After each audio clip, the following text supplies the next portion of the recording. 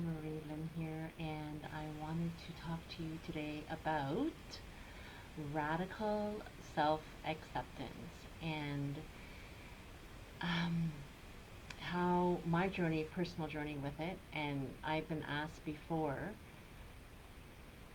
what was it? What was the catalyst that allowed me to really know that I truly loved myself, that I truly found self love? Because I was a confident person, um, and confident on the outside. You wouldn't think I took care of myself. I took care of my daughter, and you wouldn't think that I didn't love myself just by looking at me. Not at all.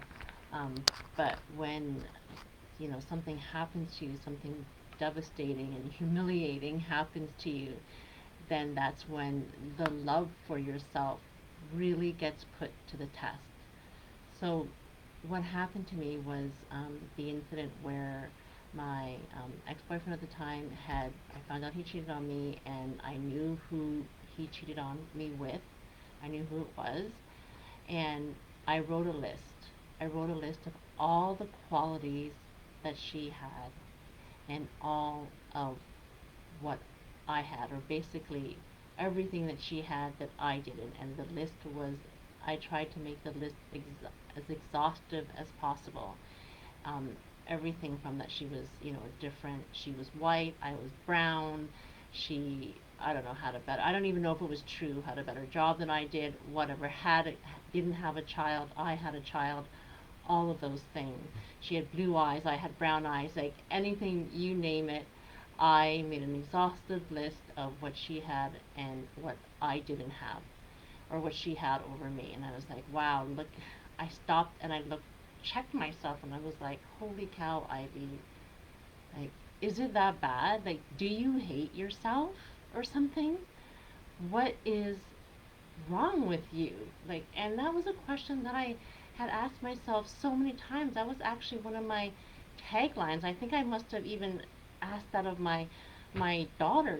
I think I know I must have said that to my daughter several times when something goes wrong. What is wrong with you? What is wrong with you?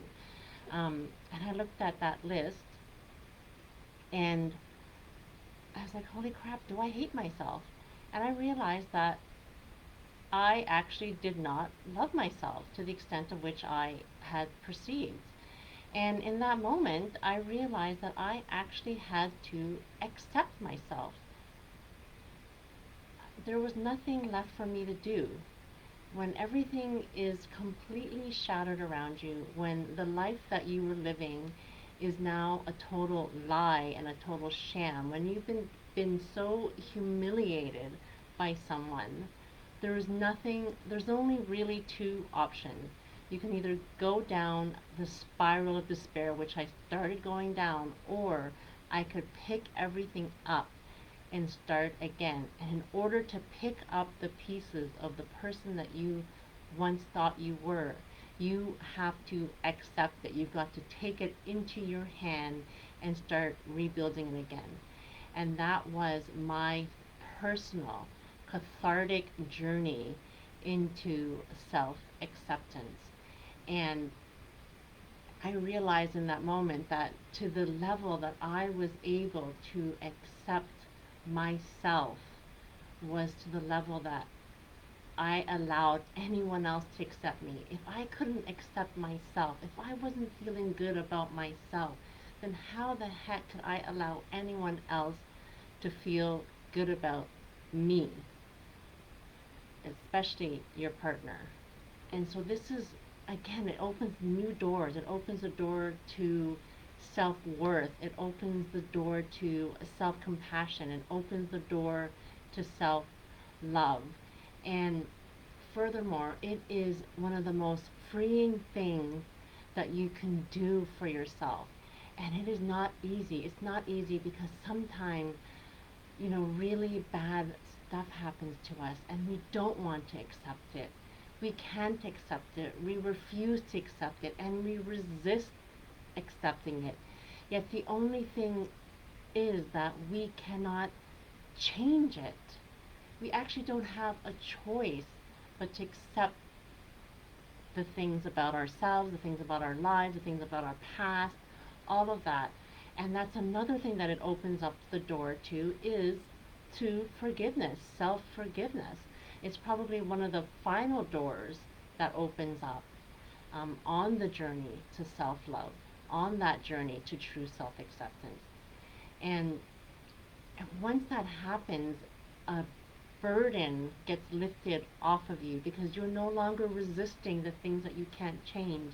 You are now honoring who you are, who you've become. You're honoring your past. You're honoring everything that has made you until this day. And it is the biggest lesson in resilience, in love, in compassion. So that is my journey for radical self acceptance. And I can't say that it was easy. It was a very rude awakening for me to realize that I did not accept myself. It was a very rude awakening. It took somebody else to break me open, even though I did not want it to happen. It took somebody else to break me open to realize that I actually wasn't as broken as I had thought I was, or how as much as I should have been in that moment. And again, it's such a freeing process. So I just want you to know that if you are struggling with something, if you are feeling some pain, if you're challenged with something, just take a deep breath in and inhale all of that feeling. It's called a method of Tonglen, where you inhale the negativity and you transmute it through your heart, through self-compassion, through love, through acceptance, and you exhale the positive lessons from it. You exhale compassion, you exhale freedom, you exhale acceptance, you exhale joy. So these are, and it's the reason why I love self acceptance so much is because it's not about toxic positivity. Because you can't accept yourself unless you're also willing to accept both your shadow as well as your light. You can't just accept all the good things about yourself. And this is one of the most beautiful lessons also about self-acceptance, is that it is not bypassing, it's not toxic positivity at all. It's being able to accept the hardships, and it builds your character and makes you stronger, and it builds your resilience, and it really, really opens the door to a level of peace and freedom that you didn't know you had. So I hope that helps, and if you have any questions at all, do feel free to connect with me. Thank you for listening, and I will talk to you soon. Have a great night.